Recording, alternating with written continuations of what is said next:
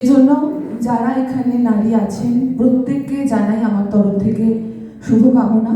এবং যে কয়টি পুরুষ দর্শক আজকে আমরা পেয়েছি এই খেলার দৌলতে, আমরা পাইনি, আরো কয়েকজনকে পেতাম, তাদেরকেও ধন্যবাদ জানাই যে আমাদের এই দিনটাতে আমাদের সঙ্গে আসার জন্য।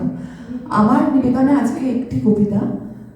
আসলে আমরা তো অনেকটা এগিয়েছি, আমরা নারী স্বাধীনতা বলি, নারী অগ্রগতির কথা বলি, তো কোথাও কোথাও অগ্রগতি হয়েছে, কিন্তু কোথাও তো এখনো আমরা পিছিয়ে আছি।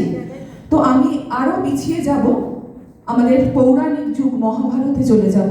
আপনারা বুঝতে পারবেন যে কবিতাটা বললে তারপরে যে আমরা যে এখন যে অবস্থায় আছি তার থেকে ঠিক কতটা এগিয়েছি। আমার কবিতার নাম কৃষ্ণা। দ্রৌপদীকে যখন বস্ত্রহরণ করা হচ্ছে, সেই রাজগৃহে দাঁড়িয়ে তার যে উক্তি, সেটাই আমি আপনাদের সামনে বলছি। আমার কোনো শোক নেই, আমার কোনো বিষাদ নেই। হে গুরুবৃদ্ধগণ, আপনাদের নীরবতায় আমার কোনো ক্ষোভ নেই। পিতামহ ভীষ্ম, ক্ষমা করবেন, আপনাকে প্রণতি জানাবার স্থিরতা আজ নেই। আর কর্ণ, তোমার জন্য ঘৃণাও বড় বেশি মনে হয়।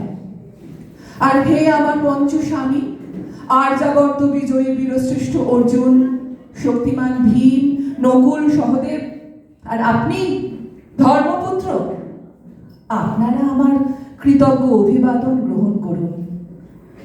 আমি সর্বজ্ঞা নই, যজ্ঞভূমির অগ্নি থেকে আমার জন্ম, ধর্মাধর্মের ক্ষুরোধার পথ আমার অজানিত। আর্যপুত্র, আপনার বিচার তাই আমার পক্ষে ধৃষ্টতা। আপনার কোনো বিচলন নেই, আপনার ধর্ম আপনাকে রক্ষা করেছে বিকার থেকে। কৃতজ্ঞতা জানান সেই ধর্মকে। ভীমসেন, তোমাকে আমি ভালোবাসা দিইনি কখনো, তাই তা ফিরেও চাইনি। শুধু তোমাকে আমার জিজ্ঞাসা ছিল ফাল্গুনী, ঊর্ধ্বচারী মৎস্যের ছায়ালীন চোখের থেকেও দুর্লক্ষ কি দুর্যোধনের বুক? বলো সত্য করে, প্রেম নয় শুধু পৌরুষের আস্ফালনই ছিল পাঞ্চালী বিজয়ের পটভূমি?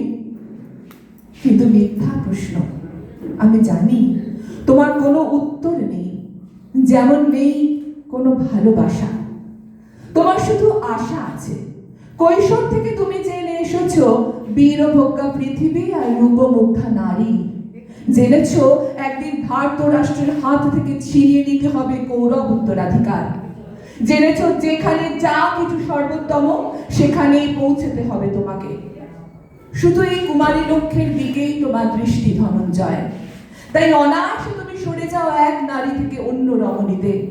তোমার পূর্বপুরুষেরা যেমন একদা এক তৃণপ্রান্তরকে নিঃশেষ করে চলে যেতেন বনান্তরে, এই দূত সভায় দাঁড়িয়ে আমি জানলাম নারী শুধু কয়েক প্রহরের বিলাস সঙ্গিনী, মণিময় হার, শত সহস্র তরুণী দাসী, দান্ত মাতঙ্গ, গন্ধর্বপ্রেরিত অশ্বযুত, আর আমি পাণ্ডুপুত্র বধূ।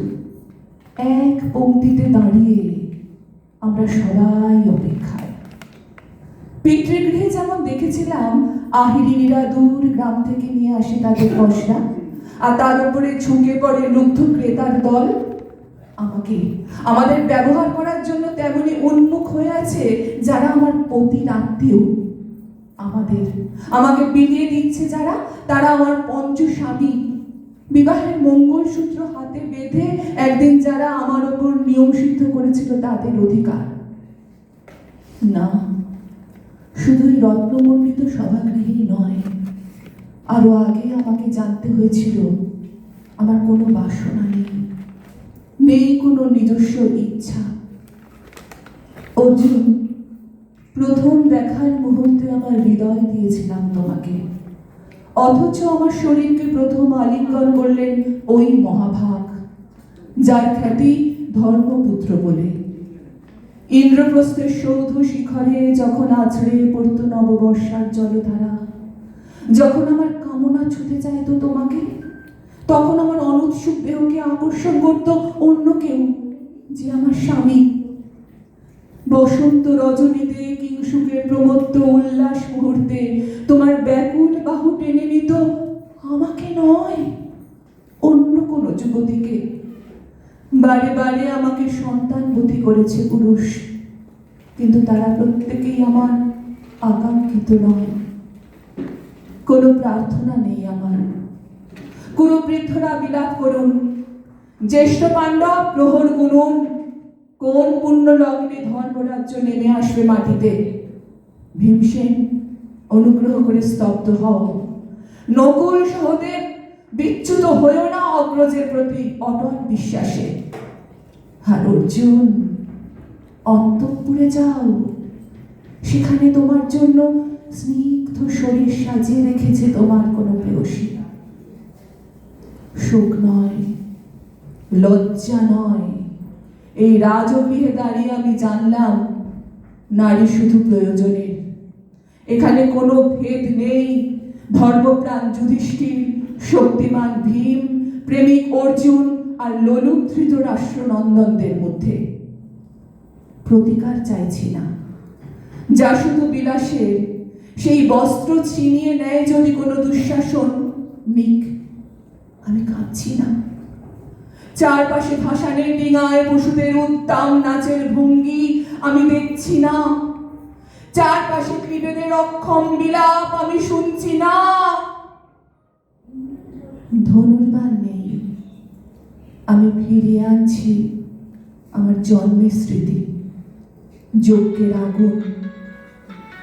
দ্রৌপদী নই, পাঞ্চালী নই, নই ভরত কুলবধূ, আমি কৃষ্ণা, যজ্ঞাগ্নি সম্ভুতা, শুধু নারী এক।